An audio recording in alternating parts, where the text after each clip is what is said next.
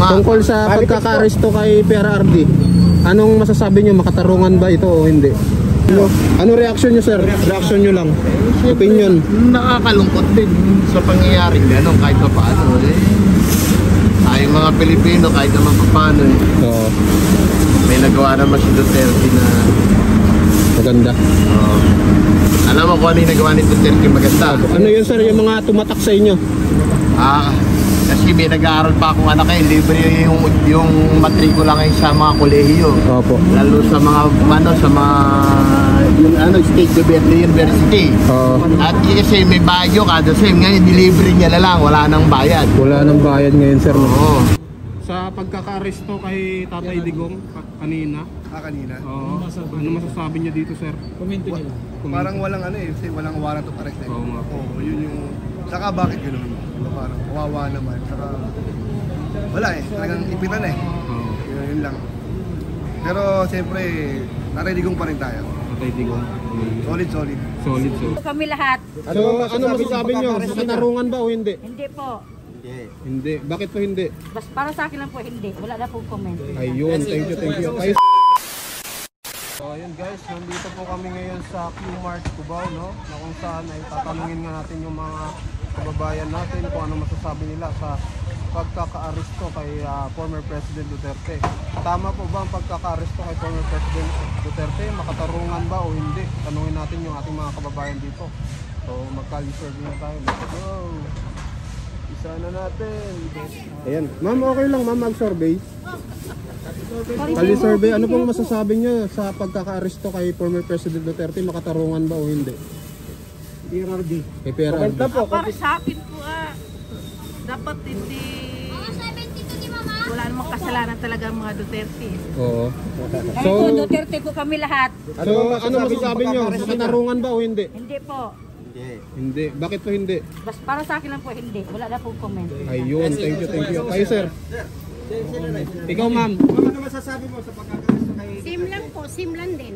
Same lang din. Sabi nila yun din. Ayun. So, ma'am, matanong ko lang pa kayo, si former president, ano po yung mga naaalala nyo sa mga proyekto ni former President Duterte?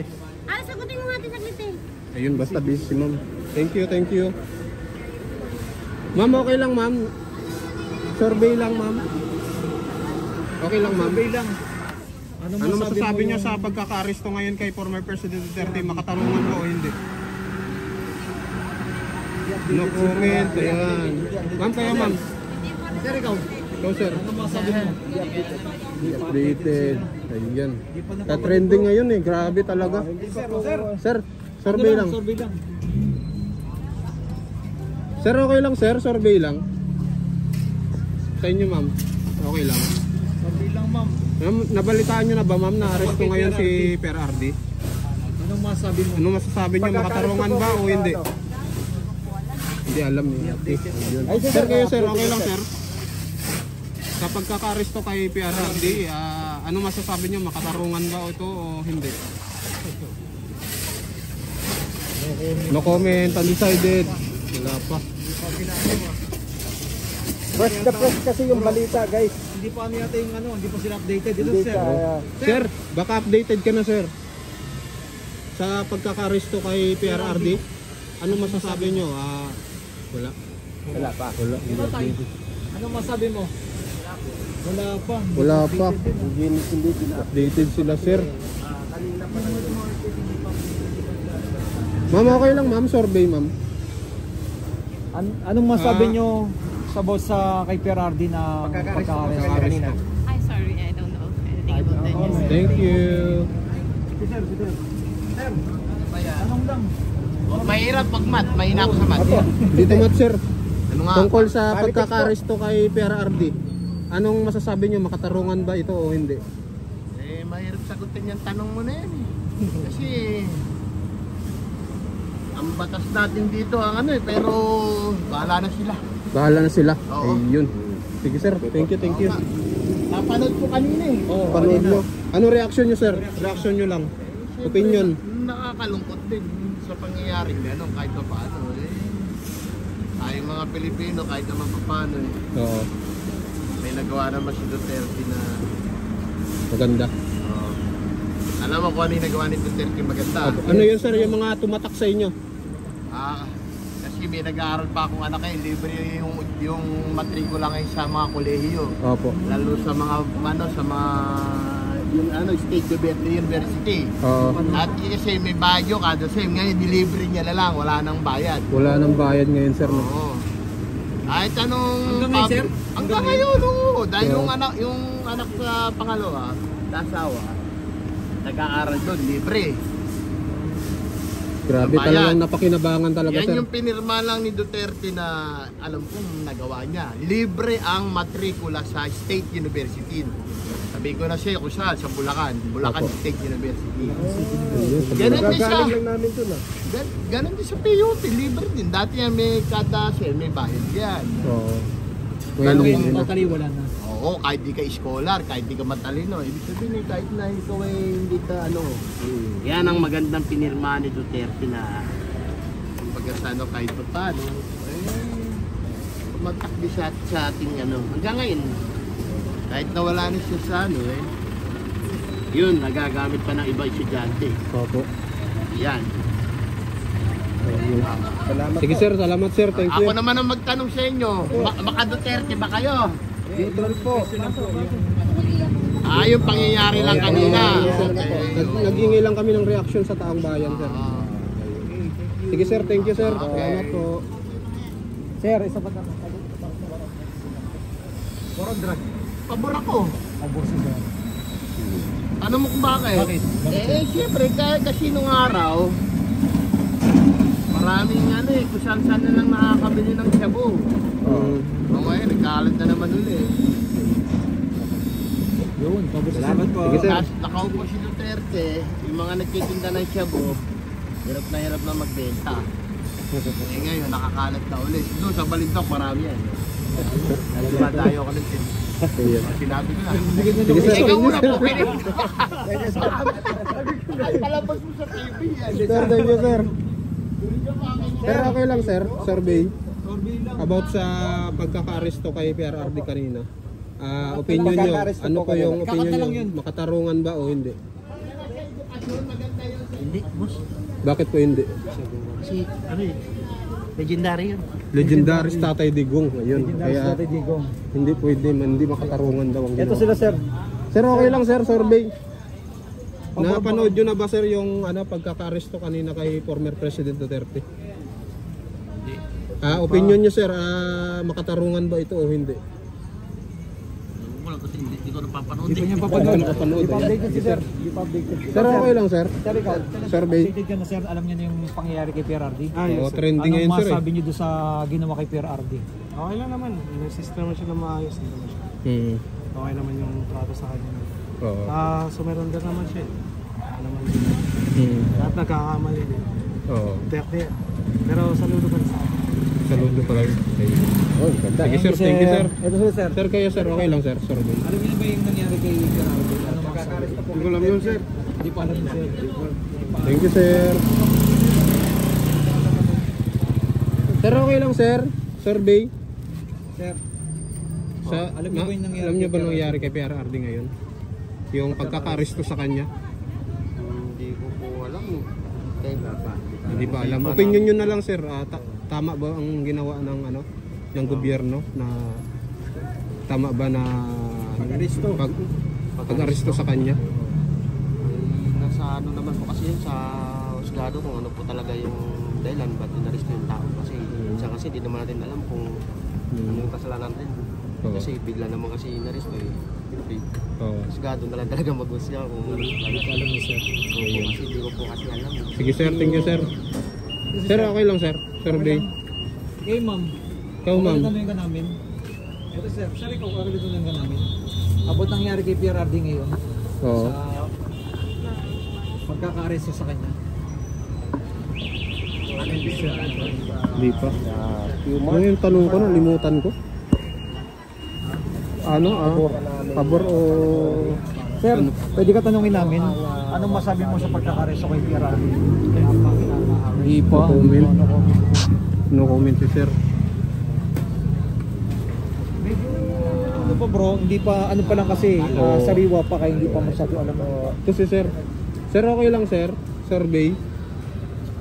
Sir, pabor ka ba sa nangyari kay PRRD ng pagkakareso sa kanya kanina? Oo. Ano masabi mo doon?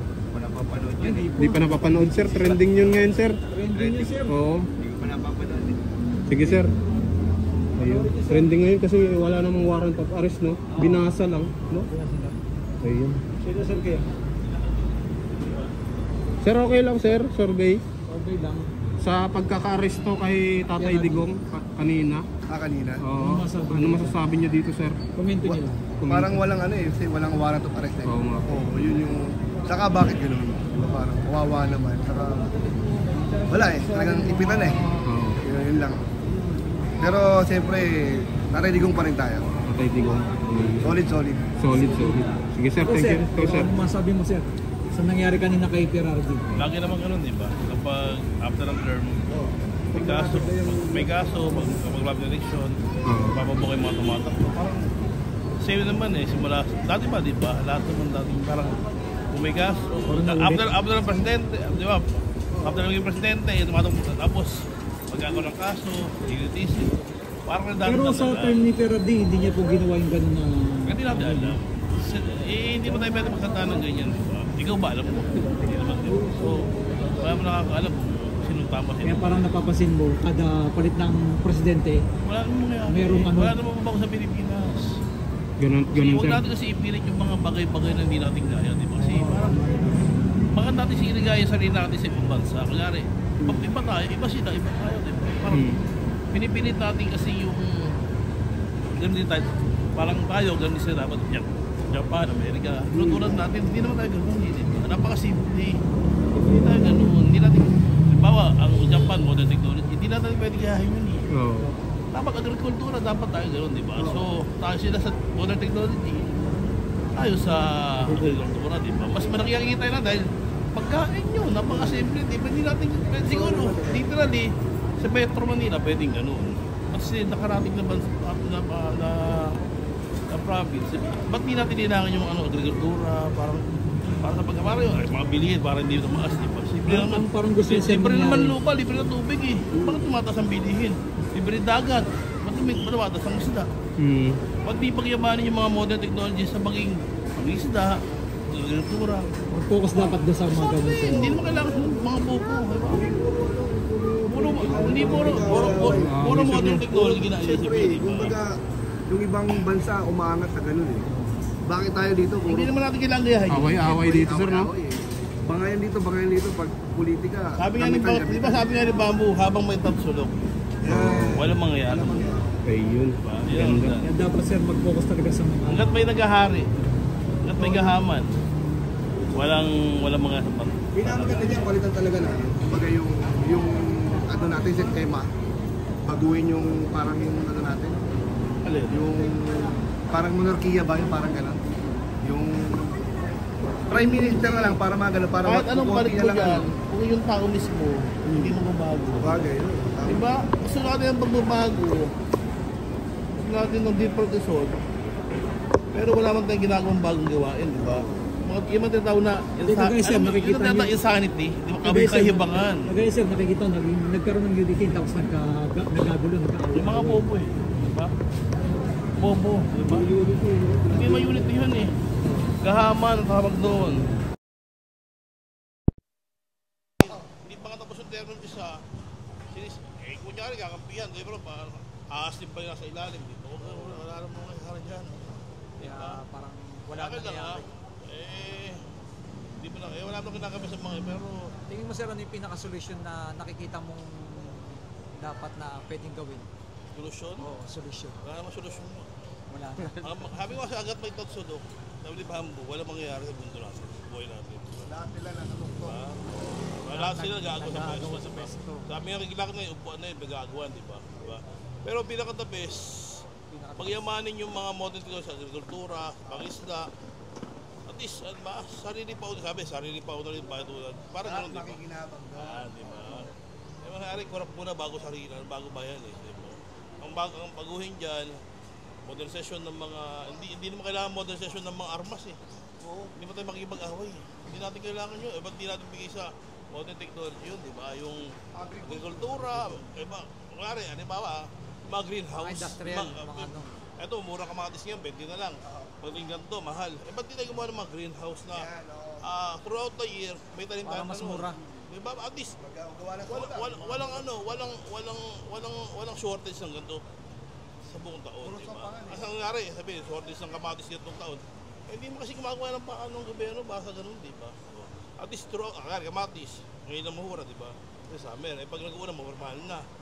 Pag tayo gumawa ng mga greenhouse na pwede magtayo ng kamatis, at least throughout the year, may inaanit na kamatis na hindi magmamahal. Pati sibuyas, lahat, diba? Yan yung pinaka-suggestion ni sir. Tapos pangisda, pag di tayo gumawa ng mga modern na technology na pangisda, di parang hindi yung gargong 320 na ngayon, di ba? Ibig sabihin lang sir, hindi natututukan yung mga ganun na sinasabi nyo na bagay. Nauna kasi corruption, nauna pa po. Nauna yung payabangan, nauna yung ginagaya nga natin kasi yung ibang bansa, which is not na hindi naman na pwede. Kasi modern sila, kahit hindi naman tayo modern eh. Third world country tayo. Diba bakit natin kasi, una-una, si Japan, malamig doon. Wala, mostly, sa Russia, sa mga China. Maraming yelo, hindi naman sila pwede magtanim eh. Tayo nasa lahat, ano sa ating isda, yung lupa, nataba, kasi nga, tropical tayo, di ba? Kutsa, yun nga, hindi nga tayo magutom na, yun lahat ng dagat eh. Lahat ng isda natin, yan. Actually, pwede nga bawat isda, bawat probinsya. Hindi magutom, di ba? Kasi andyan yung dagat, di ba? Andyan yung lupa. Pero, Kahit ang soksok mo yun, tutubo eh. Munggo nga, bato mo yun, tutubo. pero may nagugutom pa rin sir, no? Dahil nga doon sa sinasabi na corruption na nangyayari. Wala na yung mangyayari sa korupsyon na yan, di ba? Hanggat mahirap magnanakaw, wala na mangyayari dyan. Hindi natin maaari sa buhay natin na... Ano sir? Diba? Thank you Sir, sir. thank you sir. Salamat. Ang sabihin mo sa kanila, good luck. Diba? Good luck na lang. Mayaman na lang kayo. Vincent Tabige tsaka Salomo Salomo 21. 21. Ano pa? Salomo Vincent 20. Tabige, tsaka Salomo 21. Salomo 21. Ano ako 21? Sige sir, thank you. Okay, nakita na yung mga komento nila sir. Ito, sir. Sir, hindi ka namin interviewin. Ano masabi nyo nangyari kay PRRD kanina? Wala Pagkakareso sa kanya. Kagigising ko lang. Gising lang ni sir, ayan. Wala akong alam eh. Wala pa, di pa updated si sir. Ayan. Sir, okay lang mag-survey sir. Ayun ni sir. Saan na sila? Balik tayo. Isa pa ba tayo? Oh, shoutout Shoutout daw, sa'yo, shoutout, shoutout. Oh, shoutout. Oh, shoutout ka na. Salomo 21 tsaka Vincent Vincent Tabige. Oh, shoutout mo ng mga nanay mo. Shoutout kay Team Damagan. Oh, shoutout. Sige, thank you. Okay? So ayan guys, maraming salamat po sa mga nanood at sasagutin ko lang yung asawa ko tumatawag. Thank you po. Bye-bye.